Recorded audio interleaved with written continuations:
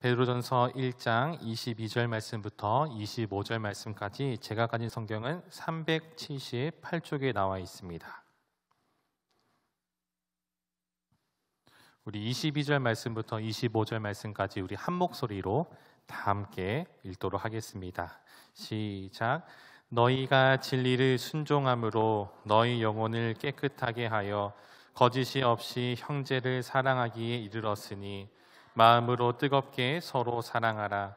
너희가 거듭난 것은 썩어질 씨로 된 것이 아니요 썩지 아니할 씨로 된 것이니 살아있고 항상 있는 하나님의 말씀으로 되었느니라.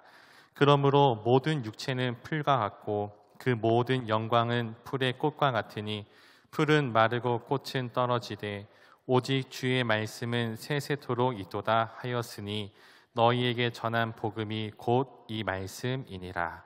아멘. 제가 잠깐 기도하겠습니다. 하나님 아버지, 오늘 이 오후 예배 시간에도 또 귀한 예물을 가지고 나온 성도들이 있습니다. 주님, 이 예물을 기억하여 주옵시고 드리는 이 예물과 또 그 마음을 주여 기뻐 받아 주옵소서. 또한 이 시간 함께하는 우리 모든 성도들 또 주의 말씀 듣기를 간절히 사모하오니 우리의 귀와 마음을 열어주시고 주의 말씀 가운데 온전히 집중할 수 있도록 주님께서 붙들어 주시옵소서. 이 시간 주께서 함께하실 것을 믿사오며 예수님의 이름으로 간절히 기도드립니다. 아멘. 네, 한 주간 평안하셨습니까? 우리 옆에 있는 성도니까 이렇게 한번 인사 나눴으면 좋겠습니다. 사랑하고 축복합니다. 네, 오후 예배 시간에도 정말 주님의 은혜가 우리 모두에게 가득한 시간 되기를 간절히 소망합니다. 한 가지 질문을 드리면서 오늘 이 말씀을 함께 시작하고자 합니다. 여러분들이 생각하실 때 이 세상에서 가장 가치 있는 것은 무엇일까요?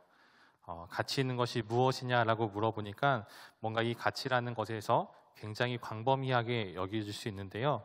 범위를 좁혀보자면은 우리의 눈에 보이는 이런 물질 중에서 가장 가치 있는 것은 무엇일까요? 아마 여러 가지 답변들이 여러분들 안에 생각 속에 아마 떠오르셨을 겁니다.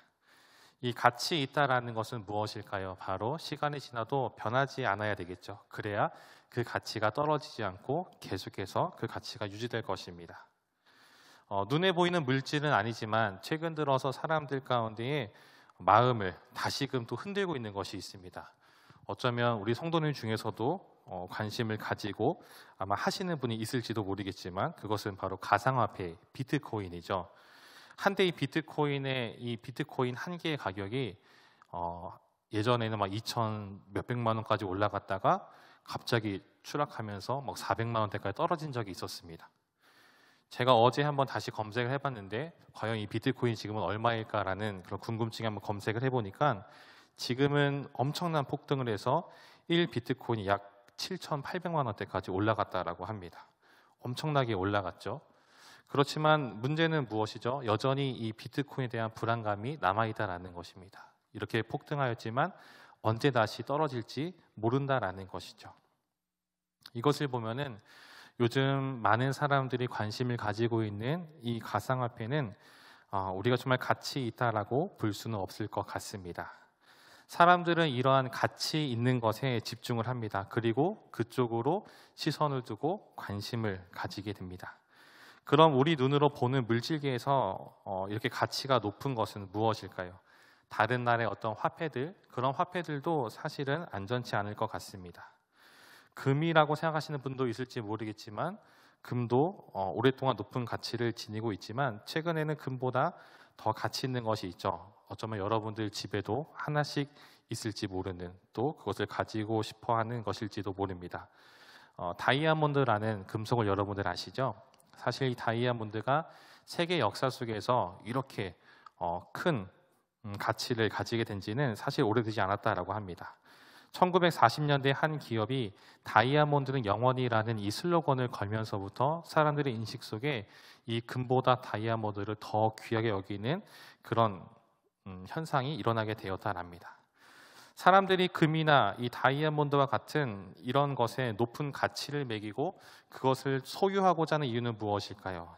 이것들은 시간이 지날수록 그것이 변질되지 않고 정말 그것을 유지하고 있기 때문입니다. 또 희소성이 있기 때문이죠. 만약 금이나 다이아몬드가 아무리 변질되지 않는다 하여도 우리의 눈을 조금만 돌려도 정말 지천에 널려 있다면은 그것은 우리가 가치 있다라고 여기지 않을 것입니다. 우리가 길을 가다가 발에 밟히는 그런 돌멩이와 같이 금이나 다이아몬드가 널려 있다면은 아무도 그것을 가치 있다라고 말하지 않을 것입니다. 그런데 우리가 이렇게 가치를 매기고 있는 다이아몬드, 정말 사람들은 이 다이아몬드가 세상에서 가장 단단하고 깨지지 않는 것이라고 여기고 있습니다. 그렇지만 다이아몬드는 이 경도, 즉 긁힘에 있어서는 자연계에서 가장 높다라고 말하지만 단단함, 강도에 있어서는 약하다라고 합니다. 그렇기 때문에 다이아몬드는 조그마한 이런 충격을 주게 되면은 깨지기도 하고 정말 그것에 손상이 일어난다라고 하죠. 우리가 단단하고 여기고 있고 가치 있다고 여긴다 한들 그것이 손상을 입게 되면은, 그것이 깨지게 된다면은 그것의 가치는 한없이 떨어지게 될 것입니다. 많은 사람들이 이렇게 깨지면 가치가 떨어지는 것을 소중하게 여기고 있습니다. 그리고 그것이 불변하지 않을 것이다라는 그런 믿음을 가지고 있습니다. 제가 다이아몬드나 금을 예로 들었지만 이것은 우리에게 얼마든지 다른 것으로 바꿔서 생각해 볼 수가 있습니다. 내가 지금 가치 있게 여기는 것이라면은 얼마든지 여러분들 바꿔서 생각해 볼 수가 있는 것 같습니다. 여러분들이 지금 여러분들 그 삶 속에서 여러분들 마음 속에 가장 가치 있게 여기는 것은 무엇입니까? 제 얘기를 좀 해보면은 저는 이제 작년부터 이제 아시는 분은 아시겠지만 자전거를 타기 시작했습니다. 처음에 이제 접이식 자전거 타다가 또 아시는 분이 좋은 자전거를 또 선물해 주셔서 그걸 열심히 타게 되었습니다. 좀 타다 보니까 이 자전거가 저랑 좀 잘 맞는 것 같아서 또 조금 더 좋은 자전거로 이제 바꾸게 되었습니다. 자전거를 예약을 하고 받기까지 한 2주 정도 걸렸습니다. 2주를 기다리면서 언제 이 샵에서 연락이 올지, 자전거가 완성됐으니 가져가세요 연락이 올지 매일매일 조금은 기다리는 그런 두근거림이 있었습니다. 물건을 수령을 했는데 그것에 좀 이상이 있어가지고 또 정비를 맡기고 다시 오기까지 총 한 달의 시간이 소비가 되었습니다. 한 달의 시간 동안에 얼른 이 자전거를 빨리 받아서 얼른 이것을 타고 한강까지만 나가고 싶은 그런 마음이 굉장히 컸습니다. 이제 자전거를 바꾼 지 약 반년 정도가 지났는데요. 여러분이 생각하실 때 제가 지금 어떨 것 같습니까? 지금도 그 자전거를 딱 볼 때마다 막 마음이 두근거리고 막 이것을 어쩔 줄 몰라가지고 흠집이 날까 막 이렇게 부들부들 떨 것처럼 보이십니까? 자전거를 올라타서 페달을 딱 누를 때마다 정말 그 벅차오르는 감동을 주체하지 못해가지고 눈물을 막 줄줄 흘릴 것 같습니까? 아시는 분은 아시겠지만 지금 제 자전거는 2층 한 켠에 그저 이렇게 방치되어 있습니다. 그래서 타고 싶을 때 가서 타는 그렇게 되었습니다. 물론 지금 그 자전거는 정말 좋은 자전거고 제 실력에 비해서도 굉장히 과분하고 충분히 만족하지만 처음 예약을 하고 그 자전거를 기다리는 인수했을 때처럼 엄청 두근거리거나 그러지는 않습니다. 소유하기 이전에는 내가 정말 가치 있게 여기는 그것을 갖기 위해서 온 마음과 나의 신경을 그곳에 오롯이 집중을 하게 됩니다. 그리고 마침내 그것이 나의 소유가 되면 어떻습니까? 처음에는 만족을 하죠. 그렇지만 조금 시간이 지나면은 그 마음이 계속 이어지는 것이 아니라 그 마음은 식어져가고 또 다른 새로운 곳에 우리의 마음을 빼앗긴다라는 것입니다. 즉 무슨 말씀을 드리고 싶냐면은 우리 가운데에 절대 만족이 없다라는 것입니다. 우리들은 만족을 모르는 연약한 모습이 저마다 다 가지고 있습니다. 그런데 이렇게 절대 만족하지 않는 우리들의 연약함이 세상의 이런 가치나 세상의 물질을 볼 때만 나타나는 것이 아니라 정말 안타깝게도 신앙생활하는 그 안에서도 이러한 절대 만족이 없는 모습이 나타나곤 한다라는 것이죠. 오늘 본문 23절 말씀 보시겠습니까? 사도 베드로가 우리에게 말하는 것이 무엇입니까? 우리 23절 말씀을 같이 한번 읽도록 하겠습니다. 시작. 너희가 거듭난 것은 썩어질 씨로 된 것이 아니요 썩지 아니할 씨로 된 것이니 살아있고 항상 있는 하나님의 말씀으로 되었느니라. 아멘.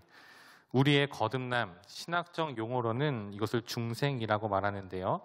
요한복음 3장에 보게 되면은 니고데모라 하는 한 바리새인이 밤중에 예수님을 찾아와서 가르침을 청합니다. 그리고 예수님은 이 니고데모에게 어떻게 말씀하시냐면은 거듭나지 않으면 하나님의 나라를 볼 수 없다라고 이렇게 말씀하시죠. 하나님의 나라를 본다라는 것은 무엇입니까? 바로 그 사람에게 구원이 있다라는 것이죠. 우리가 하나님의 나라를 보려면, 구원을 받으려면은 우리 주님께서는 거듭나야 된다라고, 중생해야 된다라고 말씀하고 있습니다. 이때 예수님은 이 거듭난다라는 것이 다시 어머니의 뱃속으로 들어가서 모태에 들어갔다 나오는 그런 것을 말하는 것이 아니라 물과 성령으로 다시 태어나야 하나님의 나라에 들어갈 수 있음을 가르쳐 주고 있습니다. 우리가 구원을 얻는 비결, 하나님 나라에 들어갈 수 있는 비결은 무엇입니까? 바로 물과 성령으로 거듭나는 것, 바로 이것입니다. 결코 예수님은 그 나라에 들어갈 수 있는 비결로 우리에게 어떤 금액을 제시하거나 어떤 조건을 제시하지 않았습니다. 제가 예전에 지구의 어떤 이 종말을 다룬 그런 영화를 본 기억이 납니다. 짧게 설명을 드리면은 이제 점차 지구상의 이상 현상이 일어나면서 학자들이 막 이렇게 연구하고 조사하게 됩니다. 그리고 이 지구 안에 정말 큰 재앙이 닥칠 거라는 것을 학자들이 예견하게 되고, 강대국들이 모여서 이제 긴급회의를 통해서 비밀리에 인류를 보존하기 위한 한 가지 계획을 세웁니다. 그것은 히말라야 높은 산맥에 방주 같은 그런 큰 배들을 여러 척 지어서 그 안에 사람들을 태워서 위기 상황 속에서 인류를 보존하겠다는 계획을 세웁니다. 그런데 문제는 무엇이냐면은 지구상의 이 인구가 70억이 넘는데 그 배에 들어갈 수 있는 인원은 수십만 명으로 한정되어 있다는 것이죠. 그래서 이 방주에 들어갈 수 있는 자격을 어떻게 부여하냐면은 강대국의 정치인들, 그리고 어떤 학자들, 이런 전문가들을 넣고 그 외에 남는 자리는 이 티켓을 판매함으로써, 그러니까 그 부자들에게 티켓을 판매함으로써 천문학적인 그 액수를 요구하고 그 돈으로 방주를 만드는 그런 계획을 세우게 되었습니다. 그래서 이제 지구에 심상치 않은 이 화산 폭발과 지진, 쓰나미가 몰려오자 정치인들, 전문가들, 그리고 이 승선권을 구매한 부자들에게 메시지가 전송되고 몇 월 몇 시까지 어디로 오시오라는 그런 문자가 송출되는 것을 보게 되었습니다. 저는 이 영화를 볼 때마다 그런 생각을 해보았습니다. 만약 하나님의 나라도 우리가 어떤 대가를 지불하고 값으로 정말 우리가 그 티켓을 손에 넣은 자만이 갈 수 있다면 과연 몇 사람이나 하나님 나라에 들어갈 수 있을까라는 생각을 해보게 되었습니다. 참 감사하게도 하나님은 그 나라에 들어가는 조건으로 그 어떠한 조건도 우리에게 제시하지 않았다라는 것이죠. 우리가 예수 그리스도를 믿는 그 믿음만으로 하나님의 나라를 우리 가운데 허락해 주셨다라는 겁니다. 오직 그 나라는 물과 성령으로 거듭난 사람만이 들어갈 수 있습니다. 성령은 결코 돈이나 물질로 살 수 없습니다.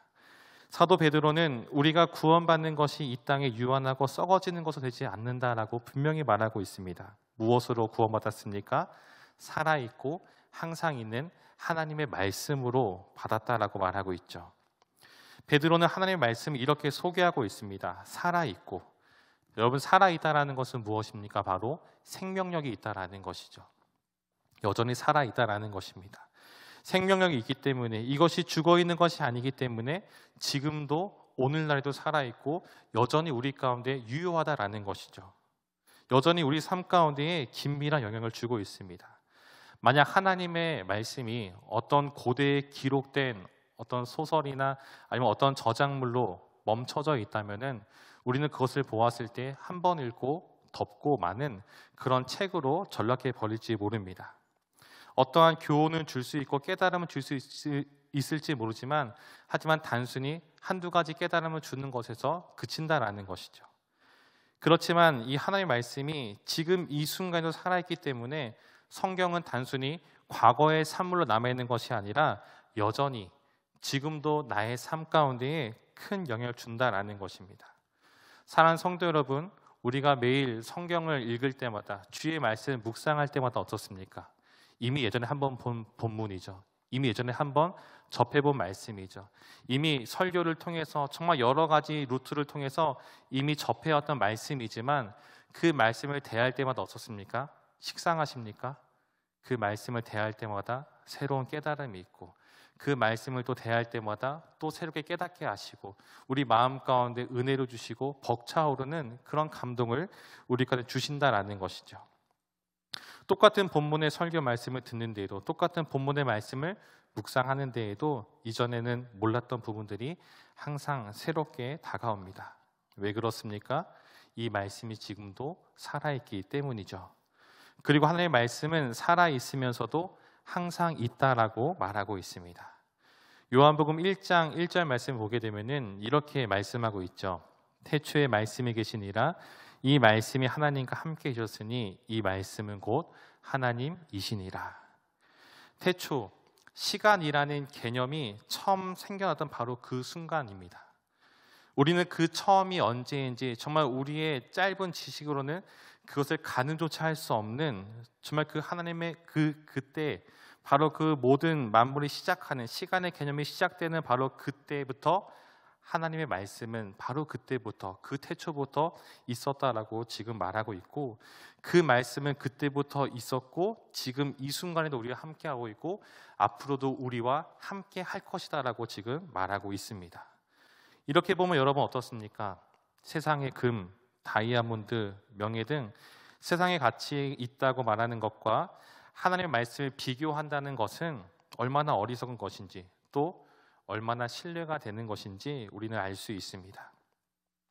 그렇지만 사랑하는 성도 여러분, 하나님의 말씀은 세상의 가치와는 비교조차 할 수 없는 유일하고 완전하신 것인데, 하지만 우리는 때때로 이 말씀을 대할 때에 세상의 가치를 대하듯 이 말씀을 대할 때가 있다라는 것이죠. 세상의 가치를 손에 넣기 전에는 우리가 열렬히 그것을 사모하고 그것을 소유하기를 굉장히 바라지만, 막상 그것을 소유하고 난 이후에는 우리의 마음이 떠나가듯이, 우리가 처음 구원을 얻고 주의 말씀을 접할 때는 우리 마음 가운데 뜨거움이 있었지만은 시간이 점차 지나면서 그 마음이 식어져 가고 더 이상 우리 가운데 감동이 되지 않는 그런 모습이 우리 안에도 존재한다라는 것입니다. 처음 복음을 듣고 주님을 만났을 때는 말로 표현할 수 없는 기쁨과 감격이 내 안에 넘쳐났습니다. 그렇지만 신앙생활의 1년, 또 5년, 10년 이렇게 지나가다 보니 여러분 어떻습니까? 어쩌면 우리 가운데에 조금은 식어져가는 모습, 정말 그 겉으로 볼 때에는 누가 보아도 그리스도인인 것처럼 보이지만 그 마음은 차갑게 식어가는 그런 모습이 우리 안에도 있을 수 있다라는 것이죠. 그러나 여러분, 우리가 기억해야 할 것은 무엇입니까? 내가 받은 이 구원과 복음은 세상에 썩어질 가치와 비슷하게 그런 걸로 주신 것이 아니라는 것입니다. 썩지 아니하는 생명력이 있고 영원히 존재하시는 그런 하나님의 말씀으로 된 것입니다. 여러분, 이것을 믿으십니까? 이것을 믿고 있다면은 주의 말씀이 세상의 가치와는 다르게 정말로 영원히 우리와 함께하고 있다는 것을 믿으신다면은 우리는 어떻게 해야 할까요? 사도 베드로는 22절 말씀이 이렇게 말하고 있습니다. 너희가 진리를 순종함으로. 우리가 거듭난 것, 구원받은 것은 영원하신 하나님의 말씀으로 된 것입니다. 하나님의 말씀의 가치는 이 세상의 그 어떤 것과도 비교할 수 없는 것입니다. 그러면 이제 우리가 이 말씀을 어떻게 대해야 하냐면은 베드로는 이 말씀에 먼저 순종하라라고 말하고 있습니다. 여러분, 순종한다라는 것은 단순히 따른다라는 의미만 가지고 있지 않습니다. 단순히 따르는 것은 바로 복종입니다. 순종이란 겉으로 보이는 행동만이 아니라 그 마음도, 우리의 시선과 우리의 모든 것들이 함께 따라가는 것입니다. 바로 기꺼이 따라가는 것, 그것이 바로 순종이라는 것이죠. 이러한 순종의 모범을 보이신 분이 있는데 그분이 바로 우리 예수님이십니다. 빌립보서 2장에 보면은 사도 바울은 예수님이 이렇게 소개하고 있습니다. 한번 여러분 말씀을 같이 한번 읽도록 하겠습니다. 시작. 그는 근본 하나님의 본체시나 하나님과 동등됨을 취할 것으로 여기지 아니하시고 오히려 자기를 비워 종의 형체를 가지사 사람들과 같이 되셨고 사람의 모양으로 나타나사 자기를 낮추시고 죽기까지 복종하셨으니 곧 십자가에 죽으심이라. 아멘.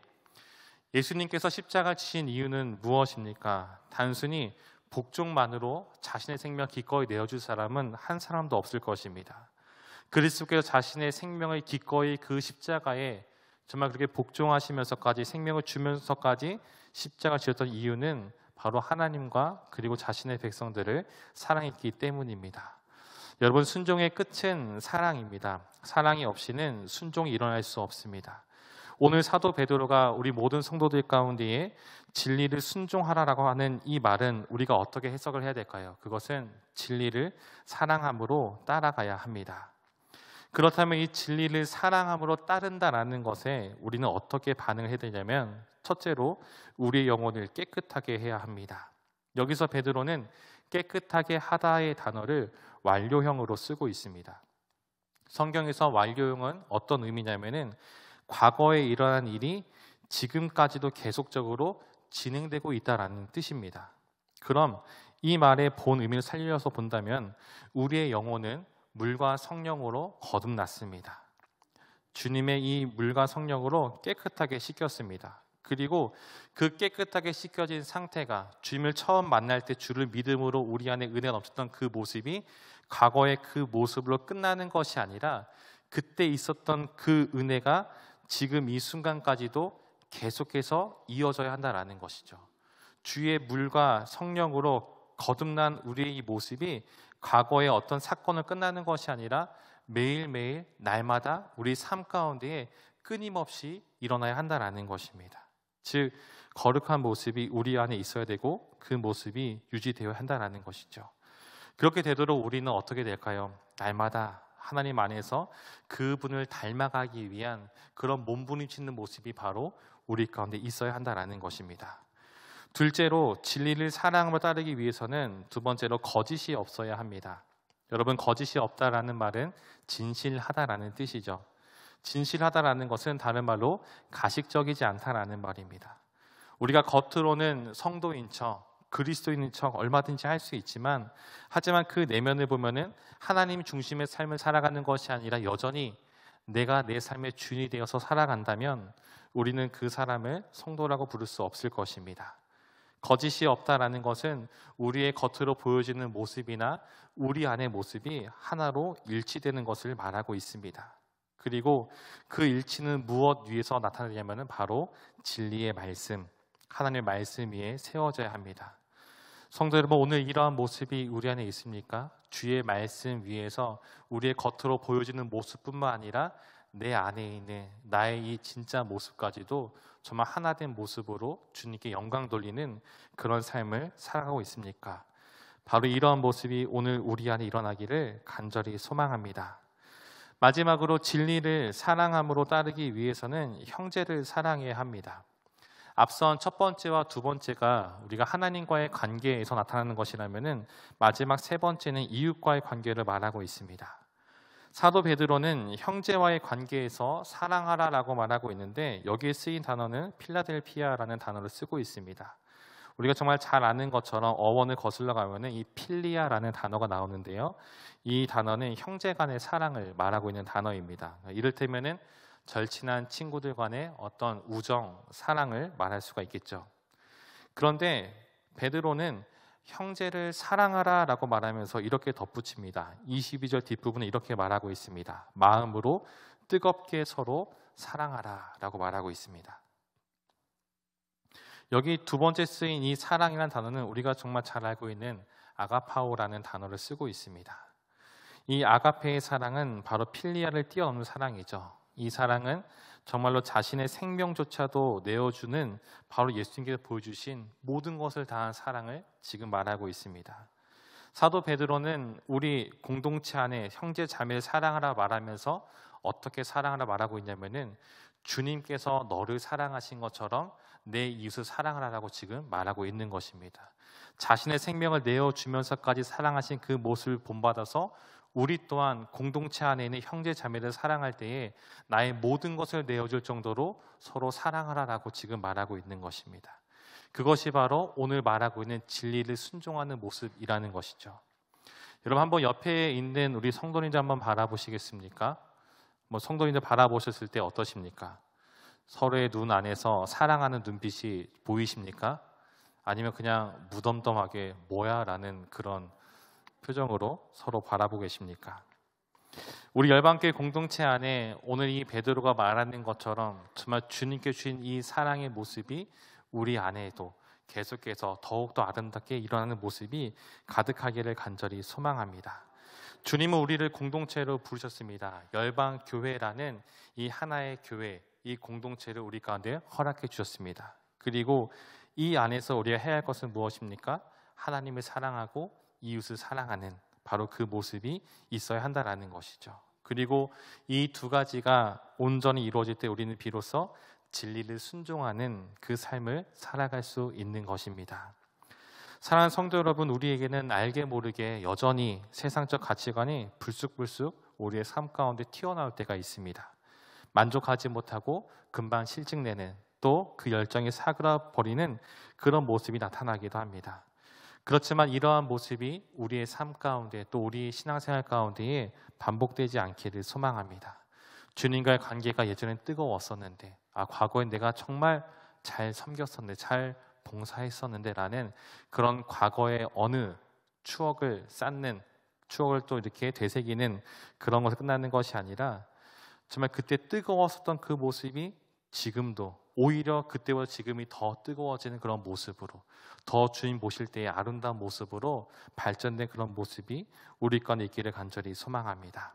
진리를 순종함으로, 하나님의 말씀을 사모하고 그 말씀을 삶 속에서 이루어 감으로 시간이 지날수록 하나님과의 관계와 이웃과의 관계 모두가 더 깊어지고 또 진해지고 뜨거워지는 그런 모습이 우리 열방의 모든 성도의 삶 가운데 있기를 주님의 이름으로 간절히 축원드립니다.